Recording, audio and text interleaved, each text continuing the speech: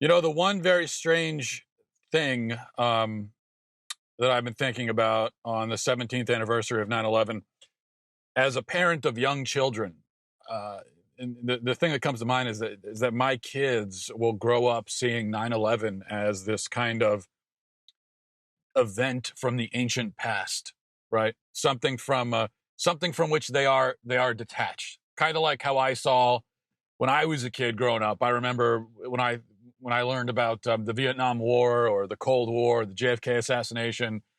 When I was a kid, all of those events were relatively recent to me. They happened not long before my birth, and my parents remembered them and told me about them. But still, it just felt like something ancient, and that's how things that happened before you were born, I guess, always feel. At least in modern society, that's how they feel. I think maybe back in the old days, people felt more connected to the past, even the past, the things that happened before they were born. Um, but in this modern day and age, when news moves so quickly, and I don't know, we're just so immersed in things that are happening around us. We're so immersed, kind of in the present, and we have all this information coming at us all the time. We're so aware of everything that's happening in the world, so it makes it harder for us to feel connected to the past. And so that's how it's kind of strange that that's the perspective that my kids will have of 9/11, because it was an event probably the defining event for my generation. I remember I was a freshman in high school when 9/11 happened, and everything changed after that. In fact, it's very sad. I was also thinking about this the other day. For me and my generation, I was thinking, like, what are the three what are the three defining events for my generation? Um, People who are, in their late 20s, early 30s right now. And what I'm talking about, national events, not personal events. And so for me, those three events very easily, very, very clearly would be, there was Columbine, which happened when I was in middle school. And we're sadly so used to uh, school shootings now, but when that happened, it was unprecedented, or at least it felt unprecedented. And it just changed. It changed school. It changed from then on out. School just felt different, and there was this feeling of unease and danger that you had in school that never really went away after that. And then 9/11, which, like I said, happened. I think I was in ninth or 10th grade when that happened. And then for me, the last thing, being as I grew up in Maryland, the last defining event was the DC sniper, which I guess if you were in other parts of the country, that was more just like a news item. But around where I lived, it was a very terrifying time for a couple of weeks, where you legitimately thought that you might get shot when you're walking to the bus stop or when you come out of your house, because that's what was happening. And so I was thinking about how much fear, anxiety, suspicion, all of those things, those defining events, infused not just into me personally, but into everyone who was growing up around that time. Um, so it's kind of sad that I think every generation has tragic events that are defining for them. But I also think that some generations have also great, tremendous, spectacular events that are also defining. Think about the moon landing, for my grandparents' generation. But so far, I don't know if we really have anything like that. At least for me, growing up, all the big news events, the defining ones, you throw the Iraq War in there as well. I mean, they were all terrible things, right? So, in that sense, I'm glad that it happened long before my kids were born, because I don't really want something like that to be a defining event for them. But in another sense, considering 9/11 was a defining national event, I don't want my kids to feel completely disconnected from it either, though inevitably they will. All right. Now, switching gears to a much, much less important story. There's been a lot of discussion about Serena Williams at the U.S. Open. I'm sure you heard by now, Williams was docked by the umpire for having a bit of a temper tantrum, smashing her racket, verbally abusing the umpire, and so on and so on. She lost the match, but her hysterics successfully distracted from, the fact that she lost, and overshadowed the woman who beat her. And which is very selfish on her part. And later on, she claimed that she was the victim of a sexist conspiracy. So this is what she said. She said, I've seen other men call other umpires several things. I'm here fighting for women's rights and for women's equality and for all kinds of stuff. I want to go, that's what I want to focus on. I'm going to go back to that. But I'll give you the whole quote. She says, for me to say thief, and because she called him a thief, I guess, and for him to take a game, it made me feel like it was a sexist remark. He's never taken a game from a man because they said thief. She also said, I just feel like the fact that I have to go through this is just an example for the next person that has emotions and that want to express themselves and want to be a strong woman. They're going to be allowed to do that because of today. Maybe it didn't work out for me, but it's going to work out for the next person. Now, so very courageous. You see, she's a pioneer, setting the stage for other women by having this meltdown. Now, there are a few things here. First of all, notice how she conflates her temper tantrum with strength. And I think this happens way too often in our society. She says that this makes her a strong woman. She's being a strong woman by losing her cool and flipping out. But, you know, a man would actually never get away with that.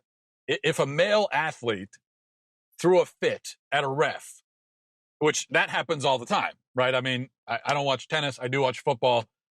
And you see football players all the time, you know, getting angry at the ref, shouting. Coaches do it. Okay, so that does happen. So Serena Williams is not alone in that. But here's what you would never see, and a male athlete would never get away with this. After the game, during the press conference, he couldn't say, you know what, I was just being a strong man, okay? I was being strong. You know, that's what I was in the ref's face cussing him out. I'm just being a strong man. And you know what? I'm setting the stage. I'm a pioneer for other strong men so that they know that they can express their emotions too. No, a man would never, he'd be laughed out of the room if he said that. As well, he should be. And as well, Serena Williams should be too, because it is a laughable, ridiculous thing to say. Second thing to take from this, there's this whole meme about how women aren't allowed to get emotional. They aren't allowed to lose their cool, but men are. You know, that's what we're hearing. We're told that men are never criticized for having tantrums themselves. And in the tennis world, I've heard a lot of people argue that, well, John McEnroe used to be verbally abusive all the time, and he would flip out, and he would scream and shout and everything, and he never got in trouble for it. He was never criticized for it. I've actually heard it's such an exceedingly stupid argument that it's almost unbelievable. McEnroe was criticized all the time. He got in trouble all the time for his temper. I don't even follow tennis at all, but McEnroe is one of the only tennis players I know precisely because of his bad attitude. He's one of the only ones I know, and the fact that he had a bad attitude is the only thing I know about him. It was the thing that defined his career for people like myself who don't follow tennis. So, in fact, it's Serena Williams who gets the kid glove treatment. She's the one who's defended. I don't think anyone ever defended, or were people coming out defending John McEnroe when he acted inappropriately? Did anyone ever come out claiming that he was a hero fighting for rights and so forth? Did anyone ever do? No one does that for men when they act like jerks. That's the point, okay? I'm going to try to put this as nicely as I can, but it's when a man acts like a jerk, nobody is hesitant to call him a jerk. And that's it. We just say, well, that guy's acting like a jerk. But if a woman acts like a jerk, well, there are some people who will call her a jerk, but then there's this whole other group of people who will come out and say, and celebrate her for it. So I don't think the jerky behavior of men is really celebrated very often. I think it's almost always condemned, but no one has a problem condemning it. But with women, the number of people who will condemn jerky behavior is, I think that number is smaller. Because there are those who will not only tolerate it, but will actually outright defend it and justify it. But third, and this is the biggest point I wanted to focus on here, and just using this as an example, okay? Because you have Serena Williams and her claim that she's fighting for women's rights. What was the exact quote? She's fighting for women's rights, women's equality, and all that stuff, or something like that, and other stuff too. You know, so we see here again, and I don't want to keep picking on Serena Williams. So just using that as a setup here to get to one of my favorite things to complain about, which is how we have taken this concept of rights and we have so cheapened it and turned it into such a shallow and ridiculous thing in American culture. And that is particularly the case with women's rights. So we see here again how women's rights has become a meaningless phrase in modern American society, used by feminists to reinforce this idea of this fantasy of patriarchal oppression. And that's how it goes pretty much any time the left puts a qualifier in front of the word rights. That's how it goes.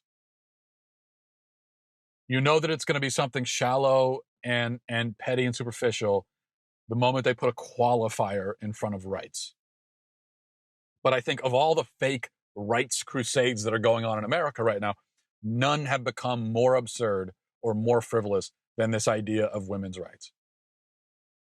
Whenever someone in America says that they're fighting for women's rights, it seems like it's always something dumb, like with Serena Williams say she's fighting for women's rights by cussing out or shouting at the umpire in a tennis match. I mean, it's just a perfect example of what women's rights have become in America, that Serena Williams is fighting for them by shouting at an umpire in a tennis match.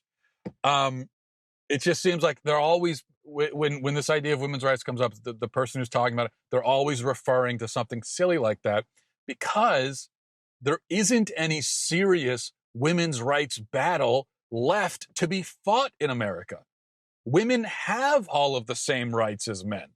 That fight is over. And thankfully, women won. Women were fighting legitimately for rights for a long time.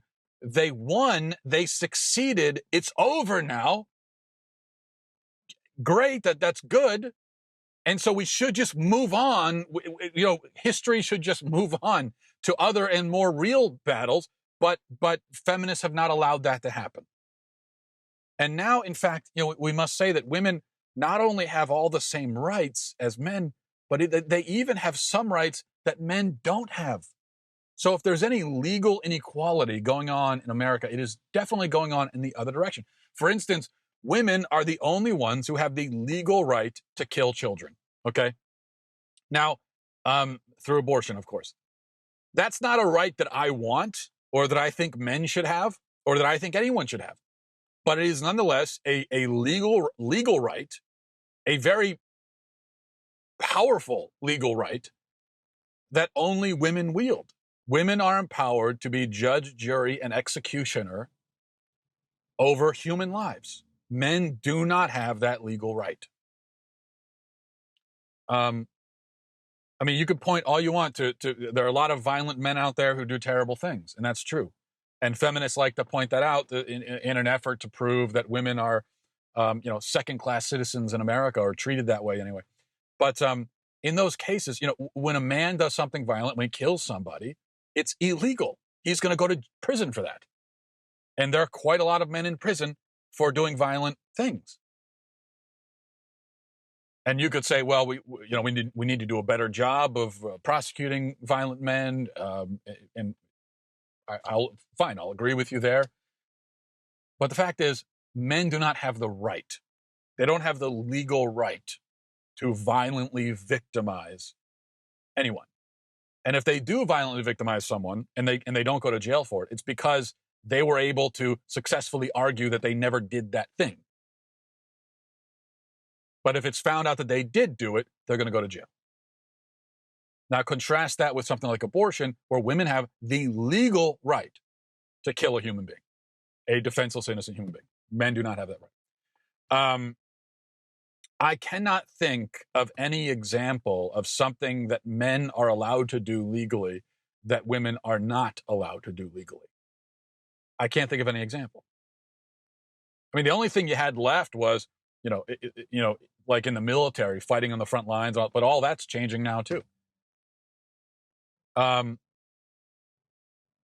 So So if there are any legal inequalities, it seems to go the other direction. And we could also look at the fact that women get lighter sentences for the same crimes in federal court. There are fewer women in prison. There are fewer women homeless. There are fewer women who are murder victims. There are fewer female dropouts in high school, and on and on and on. So the idea that women's rights must still be established in America and that we need people like Serena Williams to fight for them is plainly absurd. Now, here's the thing. I'm not saying that men's rights need to be established either. My point is we need to stop qualifying rights. So stop talking about women's rights. Don't talk about men's rights, because that's just as bad. When you've got some men, now you've got the men's rights activists on the other side who are trying to respond to the feminists. And so they're being essential. They're becoming the antithesis of feminists. They're becoming the, feminists for the other side, which is no good either. Because that entire way of looking at things is wrong and flawed. We need to stop trying to divide people up into groups and give them their own special rights. Because the whole idea is that all people are supposed to have the same rights. That's human rights. That's the concept here. We shouldn't be dividing it down and all that, and divvying it up and separating and distinguishing. No, everyone has the same rights. That's the idea that our founding fathers had. Now, there was a glaring oversight for the founding fathers, because they said that all people have the same rights and people are created equal, except they excluded racial minorities and women from that group. So it was very necessary for us to go back and correct that and make sure that we include racial minorities and women in that group. And so that's been done, thankfully. And so that's it. That's all we should do as far as that goes. As far as rights go, that's it. What we needed to do was correct the mistakes of the past and make sure that everyone in America really does have equal legal rights. And once that was done, as far as rights go, that should be the end of the discussion. And now you just let people go and live with that freedom. And the how they choose to use those freedoms and the outcome of them using those freedoms, that's an entirely different discussion. And that's not going to be the same. It's not going to be equal. But as long as everyone is allowed to do legally the same sorts of things, and legally they have the same opportunities open to them, then we can say that the fight for rights is over. Now, there are other human rights fights in America that still need to be had. The one that I referenced earlier, for instance, there is still a group of human beings who are categorically excluded from the idea of human rights, and those would be unborn children. So that's a fight that still needs to be had. We still, after all this time, still have not reached a point where everyone in America is included under the concept of human rights, which is it's very sad when you think about it. That we had the founding of America, and supposedly everyone had equal rights, but of course racial minorities and women were excluded. And then there was this battle for over a century, a century and a half, to get to make sure everyone really was included. And so we had just kind of established that, and then almost immediately you have Roe v. Wade, and now we're excluding a whole other group of people. It's like we almost got to the point where we had it right, and everyone really had equal rights, and then we ruined it. So that's still a fight that needs to be had.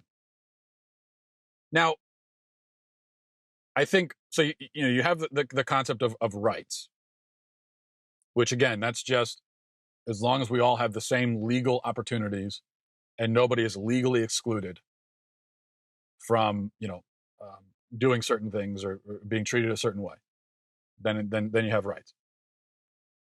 So there's no reason to talk about women's rights unless we're talking about unborn females who across the world anyway are disproportionately affected by abortion. You have sex selective abortion, everything else. But aside from that, we could put the rights discussion to the side. But we still could have a discussion and should have a discussion about ways that our culture particularly degrades women. Now, that isn't that our culture removes rights from them.